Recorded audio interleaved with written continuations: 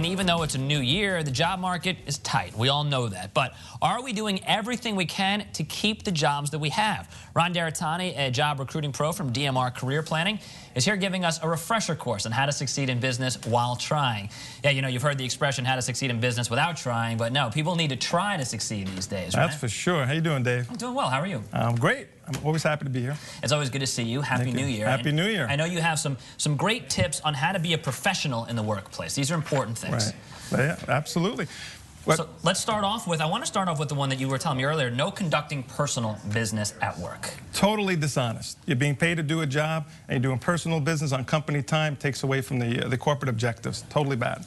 So that includes emails, that includes Facebook, that includes all those things. Emails, voicemails, anything that you do can be forwarded to anyone. So people that are in the workforce must not do those things and write them as if it's personal information, because it can go to anybody.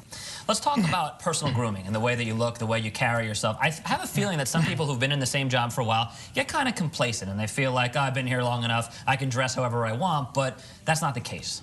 No, there are 16 million people out of work, and you must do everything you can to provide value as a key employee. And if you don't look good, you're not going to be perceived well. All of these things are factors in order to keep your job. And another one that's pretty interesting is your credit and your driving record might actually play a part in how long you keep your job. Yeah, you want to try to keep those as clean as possible, because depending upon the job that you're in, you could actually be let go when evaluation time comes along if those indicators are not as well as you'd like them to be. One of the things that you just mentioned was that there are 16 million people out of jobs. So for people who are working, my question is, should you live with a sense of fear? Should you live with a sense of pressure when you have your job? In terms of motivation, should you motivate yourself by saying, hey, listen, I got to be careful because there are tons of people lining up to take my job?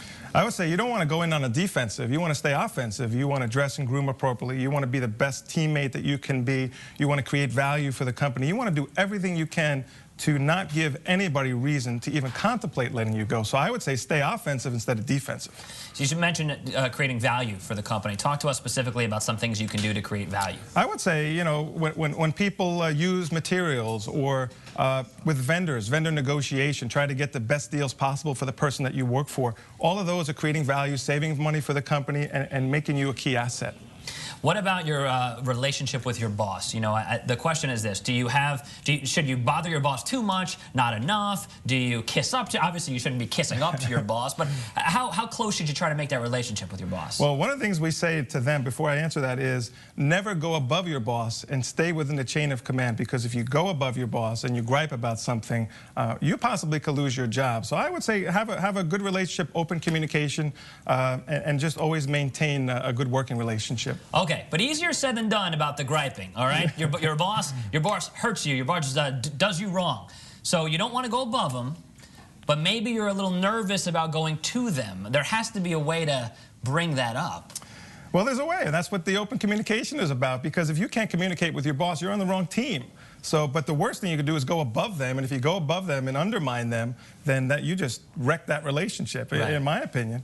And one of the things we're talking about, Dave, is at FIU, the Legal Studies Institute, we are going to be speaking there about professionalism in the workplace. So everything we're talking about here is relevant to people entering the workforce as well as people that have jobs currently. Is there anything that we've left out? Is there one more tip, or maybe the most important thing people should take with them? I would say that we'll talk about online participation, because Facebook and Twitter and all those are great media forums.